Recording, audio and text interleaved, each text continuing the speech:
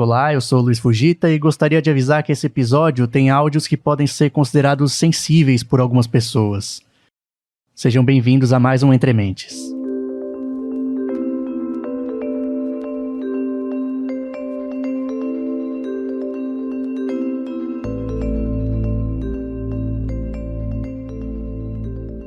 Existem profissões que a maioria das pessoas não tem ideia do que faz, né? O que faz um programador back-end, um analista de UX, um engenheiro de aplicação? O mesmo não acontece com um médico, um enfermeiro, um fisioterapeuta, né? A gente acha que tem uma boa ideia de como é o trabalho desses profissionais. Só que talvez a primeira imagem que a gente forme seja um tanto idealizada, né? Talvez quando a gente pense nessas profissões, a gente imagine assim uma foto de banco de imagem, sabe? Profissional com seu uniforme branco, sorridente, junto com o seu paciente que também está sorridente, agradecido por ter sido curado.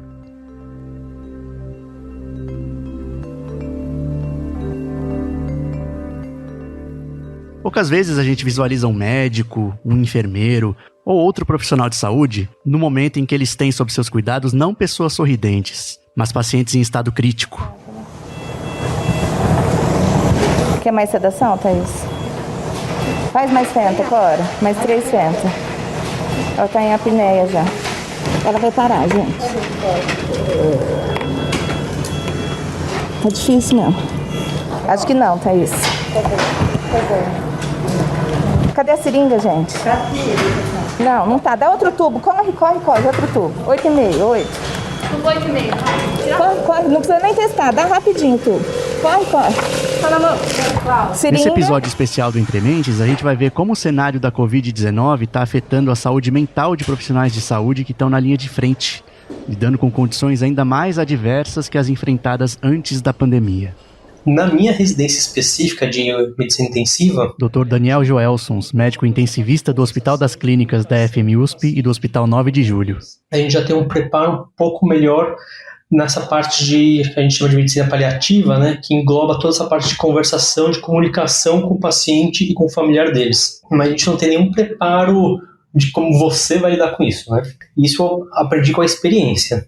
Eu confesso que eu acho que deveria ser mais reforçado esse tipo de diálogo. Essa é a doutora Vivian Avelino Silva, médica infectologista, professora da Faculdade de Medicina do Einstein e da Faculdade de Medicina da USP. Para que a gente pudesse trabalhar mais, especialmente no aspecto de como lidar com conflitos e como lidar com situações de perda e situações de luto na nossa profissão, são coisas sempre muito comuns. A gente já está automaticamente preparado para o paciente grave, mas não para uma situação tão ruim como a gente está vivendo. Então, essa é a Yasmin Pinheiro, que é enfermeira da UTI do Hospital das Clínicas da FMUSP. Todos os nossos pacientes praticamente são pacientes que evoluem para uma gravidade que a gente pode desconhecer. Então, a gente está se abalando nesse sentido por não ter noção do que vai acontecer. Acho que é isso que está difícil. Durante a graduação... Esse é o Dr. Marcelo Bruno Generoso, que é psiquiatra da Secretaria Municipal da Saúde e professor instrutor do Departamento de Saúde Mental da Faculdade de Ciências Médicas da Santa Casa de São Paulo. Acho que isso acontece com todos os profissionais da saúde, né? Acho que durante a formação, tanto do pessoal da enfermagem, né, do pessoal da fisioterapia, nutrição, esse contato próximo aí com realidades super difíceis dos pacientes, isso vai, de certa forma, habituando esses profissionais a lidar com esse sofrimento. Mas isso não quer dizer que se torna fácil, né? Isso, entrar em contato com essas situações é uma situação muito difícil, né? E a pessoa vai desenvolvendo aí mecanismos, né, formas de lidar com isso, que tentam ser mais saudáveis, né, ou pelo menos minimizar esse sofrimento do próprio profissional. Isso durante a graduação é trabalhado, né, dentro das rotinas com os professores da faculdade, isso é um tema abordado, mas é lógico que eu acho que precisa de mais informação sobre isso, um enfoque maior sobre isso desde a formação na graduação. Como se lidar com a perda de um paciente não fosse árduo o suficiente, 2020 pegou esse fardo e colocou mais peso. Ninguém estava preparado para o quanto um vírus pode pesar. O Ministério da Saúde confirmou nesta quarta-feira, 26 de fevereiro, o primeiro caso de coronavírus no Brasil. Hoje faz um mês que o Brasil registrou o primeiro caso. E são quase 3 mil agora, segundo o Ministério da Saúde. 482 de ontem para hoje. Os mortos... 85 pessoas ainda esperam por um leito de UTI no Rio Grande do Norte. Que o mundo atingiu o interior ultrapassou pela primeira vez a capital em números absolutos. São quase 500 mil casos da doença. Olha, segundo o Ministério da Saúde, o país já tem 105.222 casos confirmados de coronavírus.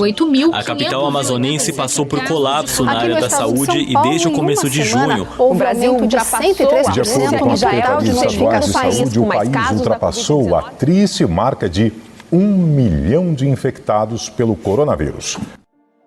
Ignorando comparações irresponsáveis com a gripe, é útil usar essa doença tão conhecida da humanidade para a gente entender por que a Covid-19 é muito pior. As duas doenças são parecidas no que se refere aos sintomas mais frequentes. Qualquer pessoa que já teve gripe reconhece aquele quadro geral, né? Febre, tosse seca, aquela fadiga que derruba e deixa de cama. Às vezes aparece também dor de garganta, dor de cabeça e uma quebradeira, né? Que é o nome que a gente dá para aquelas dores pelo corpo todo, né? Que parece que atinge todas as juntas. Mas a partir daí acabou a semelhança. A Covid-19 tem outros sintomas menos frequentes que começam a diferenciar bastante da gripe. Existem registros de pessoas que apresentaram diarreia, erupções na pele, descoloração dos dedos e perda do paladar e do olfato. Mas o impacto principal do coronavírus acontece no trato respiratório. O vírus, quando ele entra nas vias respiratórias... Dr. Carlos Jardim, médico pneumologista do Hospital das Clínicas da FMUSP. Ele causa uma agressão muito grande àquela camada que reveste os pulmões por dentro e causa uma série de fenômenos que vão fazer com que o pulmão fique muito inflamado, como se estivesse esfolado. Nesse trilho aí aparecem sinais de inflamação, né? Então líquido que ocupa o lugar do ar, o pulmão que pode fechar em algumas áreas e os fenômenos vasculares também, que a gente vê em muitos pacientes, uma interrupção do fluxo de sangue para alguns vasos pulmonares. Então essa conjunção de inflamação com trombose, isso tem um impacto muito grande na função respiratória. Isso. Calma. Ainda assim, muitos pacientes não demonstram estar sofrendo esse impacto. Então o número que o oxímetro mostra de normal de oxigenação deveria ser maior do que 96%, 95% na maioria das pessoas. Geralmente, o que a gente tem de informação é que quando a saturação vai chegando perto do 90%, a pessoa tem que lançar mão de vários recursos para poder melhorar a sua saturação. Então, ela tem que usar uma musculatura que normalmente ela não usa, ela tem que respirar mais rápido, e tudo isso sinaliza para o cérebro que alguma coisa não está certa. E aí, no lugar do cérebro em que a gente tem a construção da sensação de falta de ar, isso vai aparecer. Em algumas situações, em pacientes com Covid, isso parece não acontecer ou não acontece de uma forma muito clara. Então, a pessoa tem uma queda na saturação, mas pode não perceber com tanta intensidade. O problema de não manifestar essa deficiência na saturação de oxigênio da forma esperada é que muitos pacientes chegam tarde ao hospital, o que aumenta o risco de apresentar complicações. Em casos graves, a doença evolui rapidamente e o paciente precisa ser entubado. Calma. A gente vai colocar você no respirador até você Essa melhorar, paciente estava consciente e conversando com a médica. Mas a saturação de oxigênio dela, que idealmente deveria ser no mínimo acima de 95%, já estava em 35%. Nesse ponto, ela precisou ser entubada. Tá bom? Calma, respira fundo. Respira.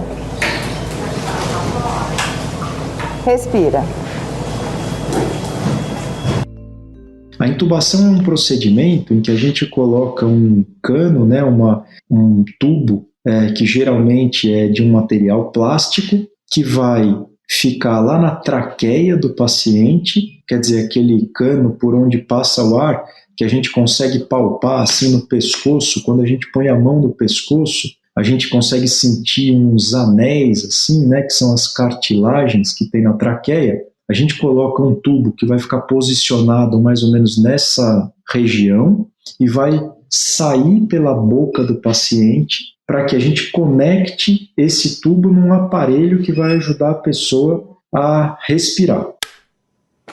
É importante a gente esclarecer que esse aparelho ele não é um pulmão artificial. Ele é um aparelho que vai ajudar o pulmão da pessoa a funcionar melhor. Um pela oferta de oxigênio e outra maneira é ajudando mecanicamente o pulmão a inflar e esvaziar. A gente tem uma ideia de que se foi preciso entubar é porque o estado do paciente é grave. Mas talvez a gente não tenha a dimensão do que significa cuidar de um paciente nessas condições. Quer ir aonde? Não vou deixar você morrer, não. Tá louca? Não tá na hora ainda, não. Não vai morrer agora, não. Você piorou da falta de ar agora? Tá. Pronto. O respirador, cadê a Jade? Já tá aqui, já. Tati. O respirador já tá pronto? Tá. Não Porque vai eu abusar. simplesmente entubar um paciente, não é só botar um cano na garganta da pessoa, o ventilador vai lá, respira por você, o ar sai e tá ótimo. O nosso organismo é muito delicado. Na hora que eu vou lá, põe um tubo, esse tubo joga um ar com pressão lá dentro e o ar depois sai, depois entra de novo e sai. Num jeito forçado, gera atrito e causa lesão, né? Então, o simples fato de você estar entubado, você já está correndo risco de machucar seu pulmão, de machucar sua garganta, de causar estenose de traqueia, são já um monte de complicações. Daí você tem aquele paciente que chega, ele está desaturando, mas ele ainda consegue ficar limítrofe. Então você tenta ver qual que é o melhor momento para entubar ele, para ele correr menos risco da ventilação mecânica, mas também não correr risco desnecessário da doença. Começa aí o primeiro desafio. Daí você sabe que amanhã ele vai estar um pouco pior. Então a gente tem outros remédios para dar, só que tudo que a gente faz tem seu efeito colateral. Não é simplesmente o que você falou, né? Ficar lá deitado, espera 15 dias e melhora. Eu dou remédio que chama relaxante muscular. O teu corpo perde toda a força, né? Então fica mais fácil da gente conseguir ventilar o paciente, mas ele tem um monte de efeito colateral a longo prazo, para o futuro do paciente. Então eu consegui dosar a quantidade exata, quando dar esse remédio, quando parar de dar esse remédio. Tem outra coisa de virar o paciente de barriga para baixo para fazer ele ventilar melhor. Também é outra decisão super difícil a gente tomar. Quando a gente vai fazer o paciente virar de barriga para baixo? Porque se ele está saturando mal, tá, mas essa saturação ruim, será que ela está fazendo já mal o suficiente para o paciente? Ou o virar ele de barriga para baixo vai fazer mais mal do que essa desaturação dele? Então, é muito difícil você saber o timing certinho das coisas e quando desfazer as coisas, né? Vamos dizer assim. O manejo desses pacientes que estão entubados é muito específico. Então, ele é um paciente que você não tem como manipular muito, eles fazem um padrão respiratório ruim, então nós temos que estar sempre de olho para saber se a respiração, se eles estão recebendo oxigênio, se a posição está certa. A gente não pode manipular eles sem realmente ter necessidade para fazer a higienização desses pacientes, é com muito cuidado para que eles não fiquem, né, sem o aporte de oxigênio necessário. Então, para nós, assim, é muito cuidado, a gente tem que ter muito cuidado. A pessoa intubada, principalmente quando ela está muito grave, para que aquilo funcione bem, ela precisa receber uma série de cuidados. Então tem muitos remédios que são utilizados para a pessoa dormir, para a pessoa não contrair a musculatura, a pessoa precisa receber alimentação, precisa ter várias funções monitoradas. Então não é uma coisa simples. A ventilação mecânica ela implica uma série de outras medidas que fazem com que o cuidado daquela pessoa seja bem complexo. Então a gente precisa de pelo menos uns 4 profissionais para cuidar de uma pessoa entubada. Apesar de toda a complexidade, existem doenças que também demandam tratamentos tão ou até mais intensivos. A questão é que a Covid-19 é transmissível. Não só transmissível, é altamente transmissível. Ou seja, ela pega muito fácil. A gente nunca viu tanta gente doente da mesma coisa ao mesmo tempo. E muitas pessoas que não eram pessoas gravemente enfermas, né? Quer dizer, não eram pessoas que já tinham uma condição de saúde mais grave. Então isso gera um impacto muito grande em todo mundo, fica todo mundo muito tocado pelas histórias das pessoas que estão nas UTIs. Mas já que no UTI de 10 leitos, eu tenho aquele paciente que está para ir de alta, o paciente que ele internou só para fazer um pré-operatório, então ele está bem, né, que vai operar no dia seguinte, só vai para ficar observação, o paciente que fez uma arritmia, que também só vai ficar monitorizado, e 1 ou 2 pacientes com uma pneumonia entubado, uma coisa um pouco mais grave. Então, no UTI de 10 leitos, eu tenho total controle, porque eu tenho assim, tipo, pouquinhos graves, poucos ótimos, e o grosso, que não é nem muito grave, nem muito tranquilo. Agora, eu tenho uma UTI com 12 pacientes e os 12 pacientes muito graves. Eu não consigo ter a atenção que eu deveria dar aos 12 pacientes ao mesmo tempo. O que antes eu conseguiria fazer sozinho tranquilamente, eu conheço meus 12 pacientes, eu sei qual que eu tenho que dar mais atenção, eu sei qual que eu tenho que dar menos atenção pela gravidade deles, aqui eu tenho que dar muita atenção para todos. E isso já é um problema. Todo mundo fala que é o paciente idoso que morre. Você já viu que muita gente bate nessa tecla, né? Que o paciente mais jovem ele vai para a UTI também.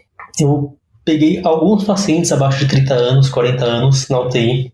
Isso sempre assusta. Você ter um paciente que pode ser você que está lá, né? Isso sempre é uma coisa que te dá um receio. Geralmente jovens que a gente vê esquecendo o âmbito de pandemia. Quem está fazendo esse relato é o Diego Azevedo, fisioterapeuta do Hospital Sírio-Libanês e trabalhando durante a pandemia no Instituto Central do Hospital das Clínicas da FMUSP. São imprudências em relação a trânsito, infelizmente uma fatalidade, uma queda, precisa muitas vezes de ventilação mecânica em alguns quadros. É um pouco diferente da situação de hoje, porque alguns desses pacientes, eu vou te ser bem sincero, eles não têm comorbidades de base. Eles não são pacientes que têm hipertensão, não são pacientes que têm uma glicemia alta, eles não são diabéticos. Muitas vezes não são pacientes obesos também, porque a obesidade ela é um fator de risco. Eu tenho visto um cara, que é que nem eu, que se contaminou infelizmente e evoluiu para um desfecho mais ruim. Tem paciente jovem que não tem comorbidade internado na UTI. Tem um paciente que ele é jovem e só porque ele é obeso está lá na UTI grave. É aquele cara que podia ser seu pai, né? Que seu pai é saudável, tem pressão alta e diabetes, que tem lá seus 65 anos. Esse é o grosso da minha UTI. E todos muito graves. Então é uma doença que ela trouxe muito o risco para perto de você. Que antes não tinha medo, né? Tipo, aquele é o paciente que tem câncer, aquele é o paciente, que dirigiu bêbado, bateu o carro, né? Aquele lá que deu um azar, teve um AVC, mas ele, cara, já tem outras doenças. Não, aqui podia ser você naquele leito. E a chance de ser você não é pequena. De fato, a chance de pegar não é pequena. Tonight, as the deadly pandemic sweeps the nation, an especially cruel blow to one family in Ohio. 3 members of the Conkey family dying in just 3 days. Em Céu Azul, 5 pessoas da mesma família testaram positivo para a Covid-19. 5 pessoas da mesma família pegaram o coronavírus. Essa família mora na zona leste de São Paulo. Tonight, 5 members of the same family say they've all tested positive for COVID-19. This comes just days after a teacher at a West County school was diagnosed with the virus. Pelo menos 14 pessoas que participaram de uma festa de aniversário em Itapecerica da Serra, que fica na Grande São Paulo, apresentaram sintomas da Covid-19. Não pegar exige muitas medidas. Se a gente acha trabalhoso todo o ritual de lavar a mão, tirar a máscara com cuidado, deixar calçados em algum lugar na entrada da casa, desinfetar tudo que vem de fora, dá para imaginar como é o processo para quem entra e sai de lugares com altíssimo risco de contágio, como uma UTI para pacientes com Covid. Então, os hospitais, eles estão... vários dos hospitais já têm, perto da entrada, um direcionamento para os profissionais trocarem toda a roupa, para poder trabalhar com uma roupa privativa do hospital e evitar levar para fora do hospital contaminação eventual nas roupas, né? Então se criou esse hábito nos hospitais hoje, de todo mundo que entra no hospital se troca e quando sai se troca de novo. Então essa foi a primeira mudança de hábito. E a segunda, que foi a mais incômoda de todo mundo, é usar a máscara em 95, 24 horas por dia. As pessoas agora estão começando a usar máscara, acho que elas estão começando a perceber o quão ruim é usar uma máscara. Que eu duvido que uma pessoa que usa uma máscara, ela fica o tempo inteiro com ela no nariz, ela não põe no queixo, não põe na testa, não tira para coçar o nariz. Na hora que você está num ambiente onde você está num lugar que tudo é 100% contaminado, eu não posso me dar o luxo de pegar e tirar a máscara para dar uma coçada no nariz. Para fazer isso, eu tenho que pegar, passar álcool gel na mão, sair da UTI, coçar o nariz e voltar. Veja, às vezes a gente fica, só de ficar com o cabelo preso o dia inteiro dói a cabeça, não é? Então imagina você ficar, 8, 12 horas contínuas com uma máscara que oclui completamente a face e que aperta a cabeça porque tem elástico, mais o óculos. Às vezes as pessoas ainda estão usando face shield e avental descartável por cima e luva e tem que trocar a luva. Então, acho que tem um impacto até no conforto físico, né, para trabalhar, para vários lugares em que pode ter calor excessivo e não tem ar-condicionado, chega a ser insalubre. É super quente, abafa de uma forma, para respirar. Então, se a gente está fazendo alguma coisa um pouco mais rápido, a gente tem que parar para respirar, porque realmente cansa, tira o fôlego e a gente tá tudo ali, suando dentro daquela roupa. E até acostumar a respirar com aquela máscara, que realmente é horrível. E ficar o plantão inteiro com ela. A gente não tira para absolutamente nada, só para comer mesmo. Não, eu usava assim por 5 minutos, sabe? Eu entrava dentro do leito, botava a máscara para entrar, falava com o paciente, examinava ele, fazia o procedimento, saía do leito, tirava a máscara. Então, nunca a gente fez escara do nariz, né, de usar essas máscaras. Agora eu tenho que ficar botando todo dia de manhã, eu passo hidratante no rosto e colo uma plaquinha de hidrocolóide no meu nariz para não machucar. Toda essa paramentação é desgastante, mas vai lá. A gente entende que é fundamental para a proteção dos profissionais. O problema é que mesmo paramentado, não dá para ficar tranquilo. O equipamento não te transforma numa caixa inviolável à prova de vírus. Tratando pacientes durante 8, 10, 12 horas por dia, é difícil não rondar a ideia de que um descuido pode deixar uma brecha para o vírus entrar. A gente pensa todos os dias, né? Será que a gente vai se contaminar? Será que a gente vai passar para alguém? Será que amanhã a gente vai estar bem? Então isso assim pesou muito no psicológico de toda a equipe. Ter certeza que você está usando tudo certo, está tirando tudo certo, que você está chegando na sua casa, que você não vai contaminar ninguém, que você está bem consigo mesmo, porque a gente fica com medo também de no dia seguinte acordar e não tá legal e de repente fazer parte de uma estatística. Se você quer se preservar e não pegar, você não pode levar a mão ao rosto. Então é o tempo inteiro cuidando para não coçar o cabelo, não coçar a orelha, não coçar o nariz, não coçar o olho. Isso gera uma tensão, né? Porque o tempo inteiro você tem que estar atento, porque se ficou desatento, você nem percebe, né? Já tá lá coçando o nariz. Você tem que ficar com atenção 24 horas no seu plantão. E tipo assim, é uma situação um pouco delicada, porque a nossa mente ela não está preparada. Eu entro 7 da noite, só saio 7 da manhã do outro dia, que sou plantonista noturno. Então, às vezes, durante essa rotina, você perde um pouco o foco. Tipo assim, às vezes você vai querer fazer as coisas de forma automática. Você tem que parar, dar uma respirada, dar uma concentrada, lembrar na situação que você está para fazer isso da melhor forma adequada. Especialmente para quem tem como profissão zelar pela saúde e pela vida do outro, ficar alerta para não pegar é uma preocupação que vai além do autocuidado. Uma coisa que passa na cabeça de todo mundo quando a gente conversa. O grande medo nosso é nossos pais. A chance de eu ter quadro leve é muito grande, né? Então, se eu ficar doente, a chance de eu ficar bem é muito alta. Agora, meu pai é ótimo de saúde, nunca me preocupei nele ficar doente, ele faz seu check-up todo ano, nunca fez seu rastreio de câncer, nunca teve um câncer, nada, se cuida da diabetes, né? Não fuma, faz seu exercício. Agora, se ele pegar, a chance de ficar grave e parar no UTI é muito grande. Primeiras semanas da epidemia, eu tinha pesadelo com isso, né? Que eu tinha me contaminado e tinha que ficar fazendo um mapa mental de todas as pessoas com quem eu potencialmente tinha interagido no período de contágio e que eu poderia ter transmitido. Então, a minha preocupação sempre foi muito mais passar para outras pessoas do que me contaminar, sabe? Colocar toda a proteção e mesmo assim ficar com risco de contaminação rondando é obviamente um peso emocional. Mas usar essa roupa e todos os acessórios traz consigo um outro fator de estresse e esse é menos evidente. Se nós que se conhecemos dentro do hospital do plantão, a gente se confunde, a gente fica olhando assim o olho e a gente às vezes não se reconhece. Na época do Ebola tinha uma história bem triste também, né? Que o Ebola é muito mais dramático porque ele é muito mais letal, né? Transmissão é por fluidos. O vírus passa de uma pessoa para outra, entrando pelas mucosas, como os olhos, por exemplo. Por isso, os médicos usam tanta proteção. Todos os médicos e enfermeiros usam roupas de proteção de borracha, cobrem até os olhos. Nenhuma parte do corpo fica exposta e a gente ainda põe um avental na frente, porque se por acaso o paciente que estiver internado estiver vomitando ou tiver diarreia, a gente tiver esse contato com a secreção, vai ficar ali no avental, não vai chegar nem no macacão de borracha. Então as pessoas tinham que usar aquele equipamento que parece a roupa de astronauta de verdade, né? Que cobre tudo, né? Inclusive a cabeça e tal. E aí eles tinham turnos curtos por conta do calor que fazia dentro do equipamento e na troca de turno. E essa é a única hora que você podia tocar na pessoa. Então eles aproveitavam para se abraçar. Era a única hora que eles podiam abraçar qualquer pessoa, né? Então a gente lá na enfermaria, como não é o equipamento que cobre completamente, nem paramentado a gente pode se abraçar, sabe? Então tá difícil, tá bem difícil.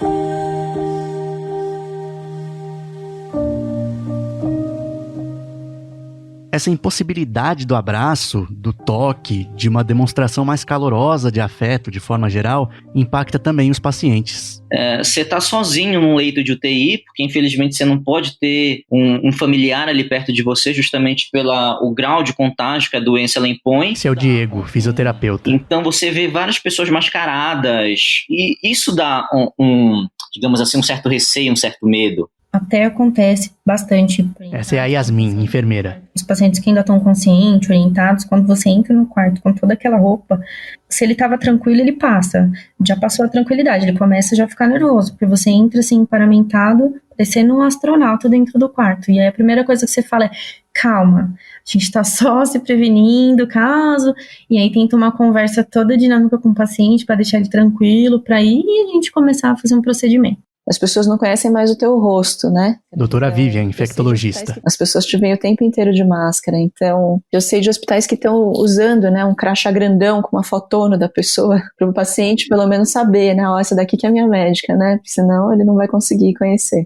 A questão do olho no olho, às vezes traz tranquilidade, às vezes traz o sorriso, né, que a gente fala, sorrir com os olhos agora, que a gente tem que sorrir com os olhos. Mas sorrir, mostrar uma face tranquila para o paciente, às vezes acalma, né, ele sente isso, e com aquela roupa você não passa absolutamente nada disso. Infelizmente, a gente tem que tentar lidar na conversa, para eles entenderem, mas realmente não é a mesma coisa. Tenho certeza que não é. É ruim, né? Você vê que tá todo mundo entrando no seu leito vestido com avental descartável, máscara, luva, óculos de proteção ou face shield, né? Como se você fosse uma pessoa radioativa, assim, né? E eu chamo mais atenção, na verdade, meu marido que é geriatra e a especialidade dele é delirium, né? Que é aquela situação em que a pessoa pode ficar confusa, né? Agitada às vezes, né? Durante a internação. Muito comum em idosos. E aí acontece muito mais do idoso ficar confuso e com delírio agora na internação, justamente porque ele não tem um acompanhante que seja uma pessoa familiar para ele. Todas as pessoas que entram estão vestidas de astronauta, né?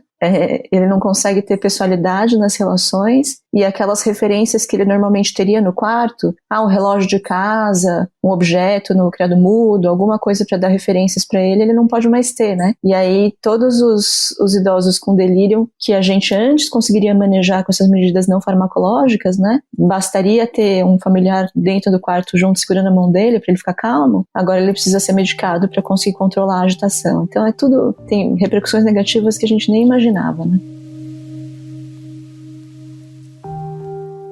Vestir capote, luvas, máscara, viseira é desconfortável e dificulta enormemente o trabalho porque impede algo tão básico como o calor humano, que é essencial para o exercício pleno das profissões de saúde. Mas familiares e amigos de pacientes com Covid-19 dariam tudo para poder ver seus entes queridos, com máscara, com óculos, com uma barreira de vidro, o que fosse, mas nem assim eles podem. E a impossibilidade desse contato se torna outro abalo para quem está na linha de frente fazendo esse meio de campo.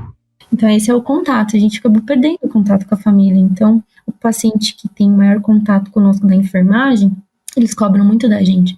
E fulano de tal, e meu filho, eu queria ver meu marido. E a gente acaba, né, tentando ter alguma informação, pedindo pro médico, falando, olha, doutor, quando você entrar em contato com tal família, tenta falar com fulano de tal, que ele precisa bastante. Pra gente que teve sempre contato, sempre conversou muito com a família, a gente se sente muito distante.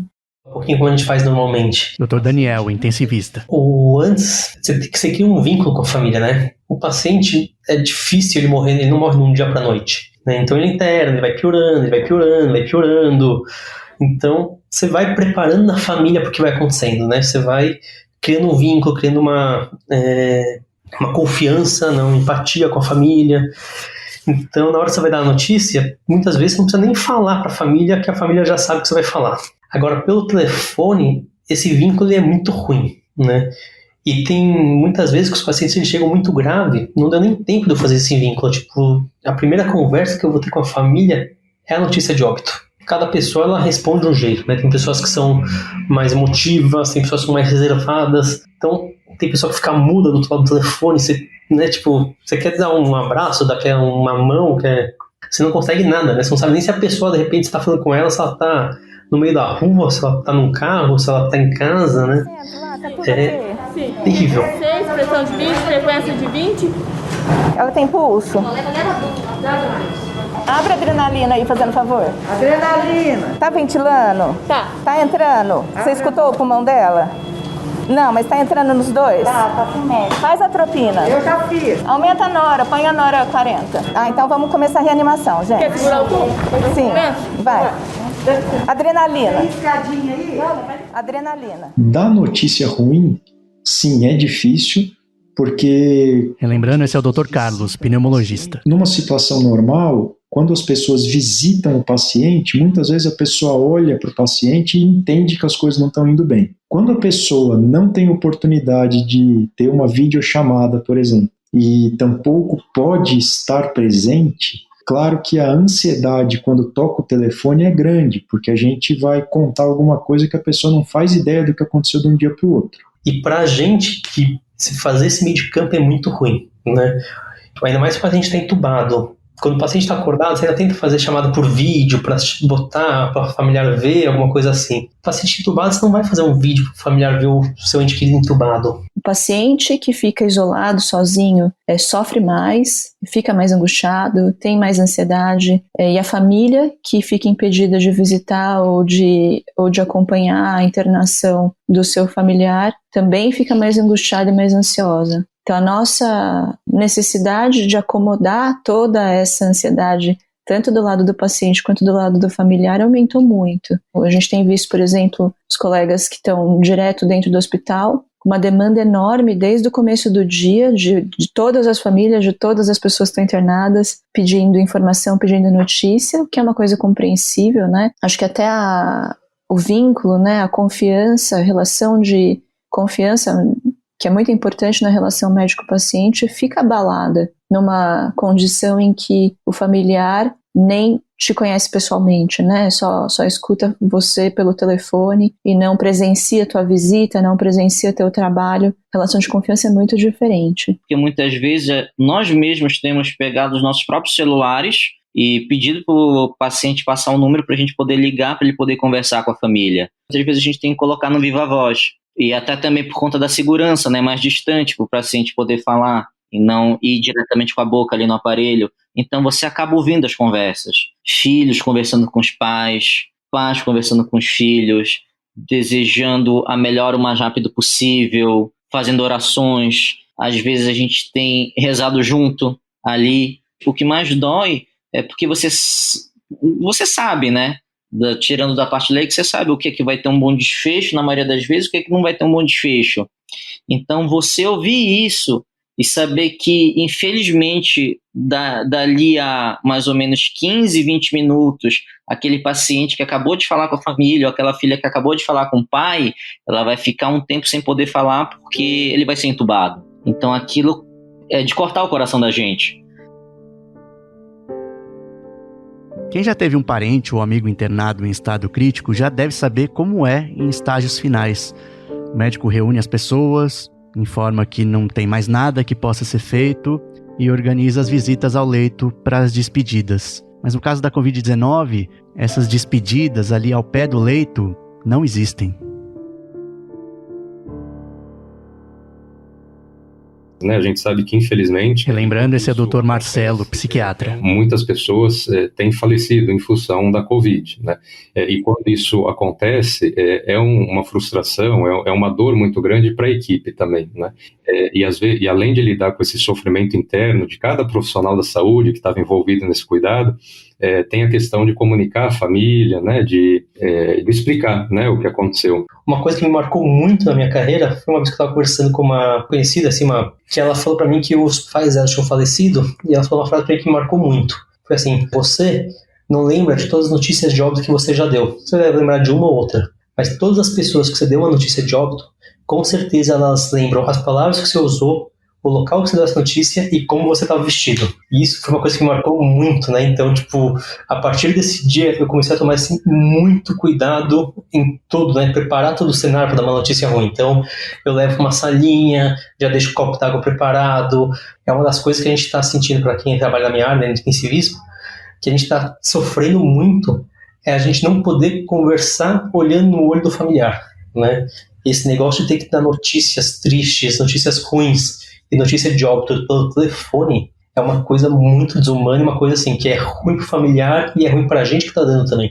E aí essa semana a gente teve um paciente muito querido, cheio de fotos fofas com a família, sabe, na parede, cheio de desenhos dos netos falando vovô volta logo, que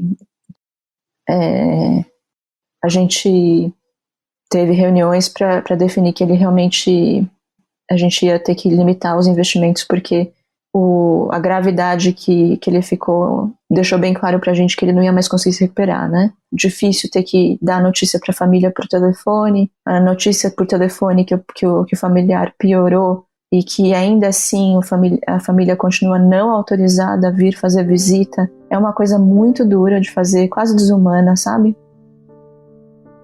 E por que então não se concentrar nas pessoas que se recuperam? Podia ser uma válvula de escape, né? Fazer igual ao Ministério da Saúde, ressaltar os casos recuperados. Aí, checa pulso. Tem pulso? Tem? Tem. Tem sim. A boca já desarroxou. Um ótimo exemplo. Hoje na UTI eu tava com 12 pacientes, 3 que pioraram, mas 9 que melhoraram. Eu saí acabado porque 3 pioraram. Né? Foi um dia horrível, um dia ruim. Não importa que 9 foram bem, importa que 3 foram ruins. O que chega muito no sentido de demanda, né, essas questões do desapontamento, da frustração em relação à impotência perante a gravidade da doença, né?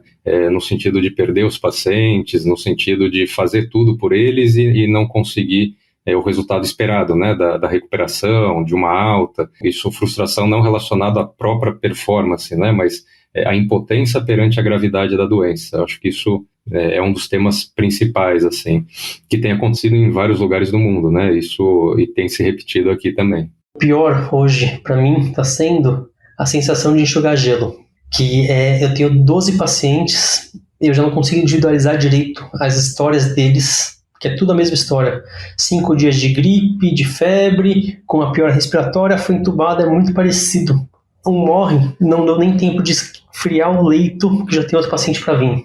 Então, na UTI, isso tá pesando muito pra gente. Tipo, sai um, entra outro. O que a gente tem percebido mais durante a pandemia é o desenvolvimento de transtornos depressivos, transtornos de ansiedade, transtornos relacionados a trauma e a estressores, né? Essas 3 condições parecem serem mais prevalentes aí durante esse período que a gente está vivendo. Quando a gente não tem esse cuidado com a saúde mental, o que acontece é o desenvolvimento, né, de algum transtorno mental em plena atividade. A gente não consegue atuar para ajudar esse profissional da saúde ou prover o tratamento adequado, o transtorno mental vai seguir o curso dele, né?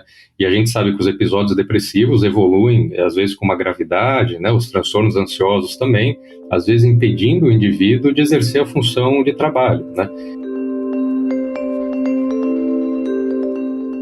A gente falou aqui de muitas dificuldades que se impõem aos profissionais de saúde nesse momento. O medo de contrair a doença e transmitir para outras pessoas, não ter a possibilidade do toque pele a pele com alguém num estado delicado, ter a sua expressão que poderia fazer um contato mais caloroso de acolhimento escondido atrás de máscaras, viseiras e gorros. Todo esse cenário é pesado para a saúde mental dos médicos, enfermeiros, fisioterapeutas, maqueiros e qualquer profissional da linha de frente. Mas são dificuldades inerentes a esse momento, né? Precisa ser assim. O medo de pegar existe. A roupa de proteção, com todo o impacto que ela gera, não pode ser dispensada de jeito nenhum. O que a gente pode fazer nesse caso é respeitar esse trabalho, reconhecer como ele é louvável e incentivar a busca por assistência de saúde mental. Agora, existe um outro fator que abala muito esses profissionais. E sobre esse fator, a gente pode atuar diretamente. Eu fico, assim, arrasada de ver as pessoas com negacionismo, sabe? Sem acreditar que a coisa é tão grave, sem acreditar na responsabilidade delas como potencial vetor disseminador do vírus na comunidade, né?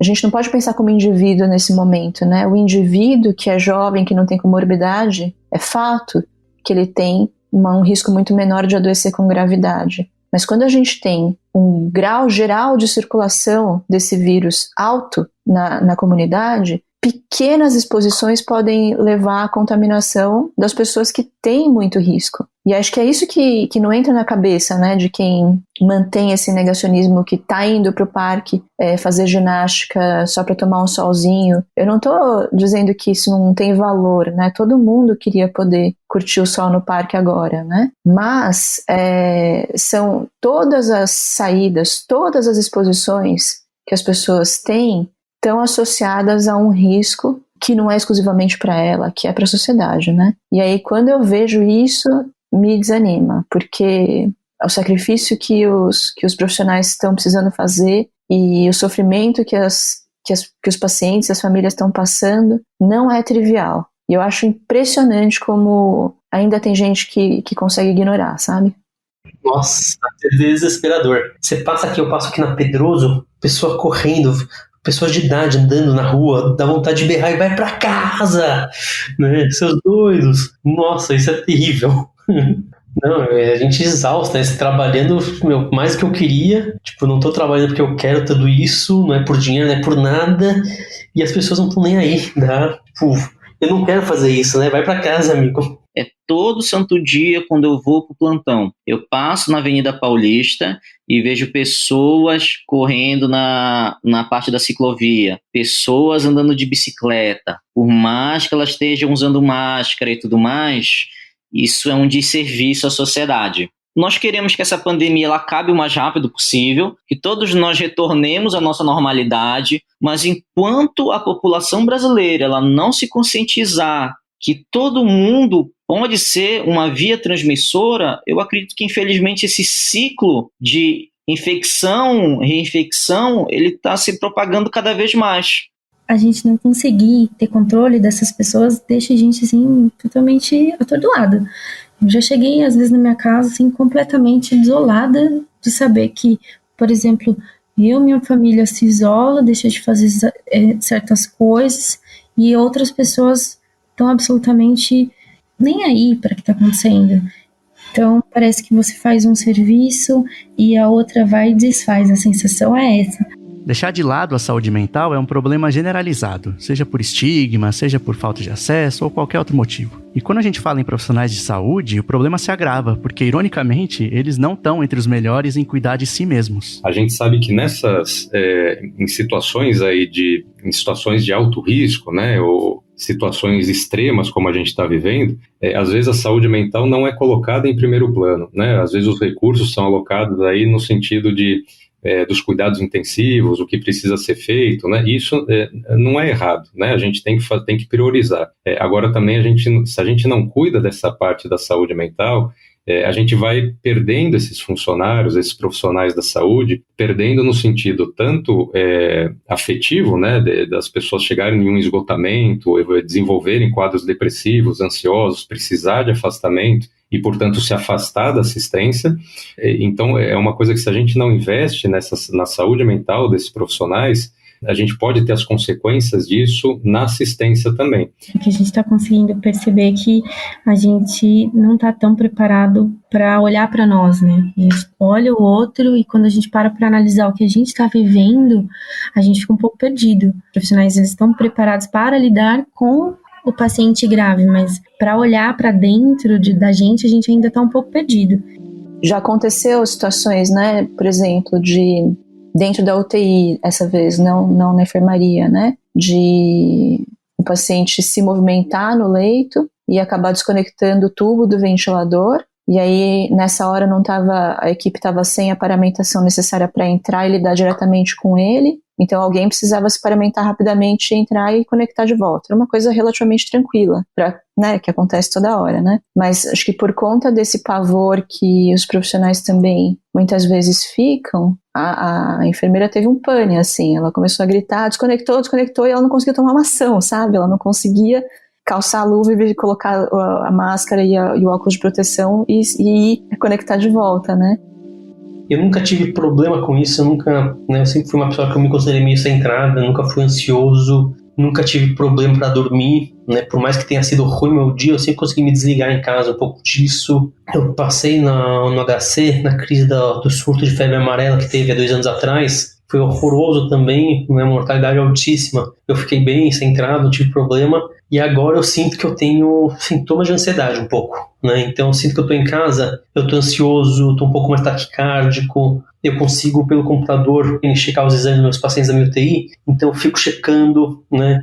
Eu fico querendo saber o que aconteceu com eles, eu tô dormindo mal, tô dormindo pouco, eu acordo agora no meio da noite, não sei porquê, mas eu tô acordando no meio da noite sempre, coisa que não acontecia comigo, então tô sentindo que a parte psicológica tá, né, não tá 100%. Até falando com você, coincidentemente amanhã, pela primeira vez na vida, eu vou marquei com um psicólogo para ter que começar a fazer uma terapia meio profilática mesmo, né? Pra gente começar a conversar sobre isso, para ver, né? Para não deixar piorar. Eu acho que a gente precisa ter humildade também de reconhecer que os nossos limites e a nossa necessidade de ajuda, muitas vezes. Eu tenho orgulho de falar que eu faço terapia e que isso tem me ajudado. A gente é prepotente, sabe? Profissional de saúde. Os profissionais que atuam com saúde mental têm know-how, eles têm muito mais visão e habilidade para conseguir ajudar a gente do que a gente julga, muitas vezes. Então é importante que as pessoas procurem. Talvez nessa pandemia vocês tenham ouvido falar na taxa de contágio, que é o número médio de pessoas que uma pessoa é capaz de infectar. O Imperial College de Londres estima que no Brasil esse número esteja perto de 3. Ou seja, uma pessoa infectada contamina outras 3. O risco aumenta quando não se usa máscara ou quando se participa de aglomerações. Ou ainda, como a gente tem visto rotineiramente, quando se promovem aglomerações. As nossas filas por um leito de UTI deverão se multiplicar. Como relatou o intensivista Daniel Joelson, se em outros tempos ele cuidava de 12 pacientes e 3 eram graves, agora ele cuida de 12 graves. E poderá cuidar de mais. Ou não, porque os que ficarem acima da curva não vão estar em leitos. A gente pode fazer mais pelos profissionais de saúde. A gente deve fazer, porque eles estão aí todo dia por nós. Nos dias que a gente se sente mais estafado, aí dá desânimo mesmo imaginar que a coisa vai longe ainda, sabe? A gente não chegou no nosso pico. A gente tá algumas semanas ainda, na minha opinião, distante do nosso pior momento. A gente sabe que a gente tem comunidades muito grandes em que as medidas de isolamento são difíceis, né? Pessoas que vivem realmente em condições de higiene e aglomeração, em que é muito difícil fazer isolamento. Então, realmente é desanimador quando a gente pensa dessa forma. Agora, em nenhum momento eu cogitei que que eu como infectologista fosse deixar de batalhar, né? A gente vai lá todo dia. Um paciente que já está com a gente há 1 mês e meio, um rapaz jovem de 36 anos, ficou ruim, ficou grave, muito grave, e ele está na fase de recuperação já, né? Finalmente ele está conseguindo falar um pouquinho, expressar o que ele quer e tal, e ele expressou na sexta-feira que ele queria falar com a mulher dele. Isso era 9 horas da manhã. Daí a gente ligou pra mulher dele, né? Ela levou um susto, né? Por que o médico tá me ligando nessa hora? A primeira reação dela. Daí na hora que a gente falou, não,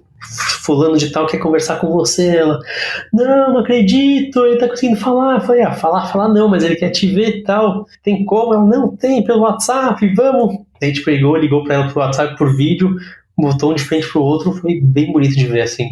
Ela chorando, ele emocionado, né? São essas pequenas coisas aí que faz valer a pena mesmo. Não tem nada de errado a gente tentar tirar alguma coisa boa de alguma situação trágica da vida da gente. Já basta a tragédia por si, né, que a gente está vivendo. Então, acho que exercer a minha vocação como médico, né, os residentes estarem lá exercendo a vocação deles, toda a equipe de saúde mental, então os psicólogos estão trabalhando com a gente, os assistentes sociais, o pessoal que está junto da gente ali, eu acho que está todo mundo conseguindo ajudar, isso traz um bem-estar para a gente, no sentido de, olha, a gente está fazendo a nossa parte. A gente não pode perder esses profissionais, muito menos por conta de estigmas. Se você conhece alguém que está na linha de frente, ofereça seu apoio. Converse sobre saúde mental, se mantenha aberto, incentive a procurar ajuda. A nossa ação, Luiz, é voltada para os profissionais da saúde, mas o reflexo disso é direto na assistência. A partir do momento que o profissional da saúde está melhor, né, quando ele está bem, ele consegue cuidar do outro muito melhor também, né? Então isso a gente percebe que a nossa ação tem reflexo na assistência também. Quem não conhece um profissional de saúde pode estimular entre os seus o apoio ao isolamento e as condições que permitam que o maior número de pessoas possa ficar em casa. Doe, Pressione por medidas que contribuam de fato para o enfrentamento da pandemia. A gente espera com esse episódio ter mostrado que os profissionais de saúde na linha de frente, médicos, enfermeiros, maqueiros, técnicos, fisioterapeutas e muitos outros, são mesmo heróis. Mas como qualquer um de nós, precisam de ajuda. E você pode fazer parte dessa ajuda.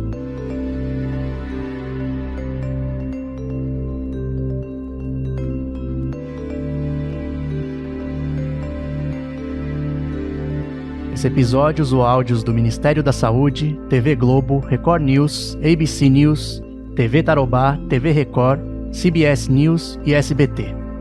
A assistência de produção é da Júlia Alves, a edição de trilha e mixagem são do Felipe Caldo e a edição, como sempre, é da Estalo Podcasts. Obrigado e até o próximo.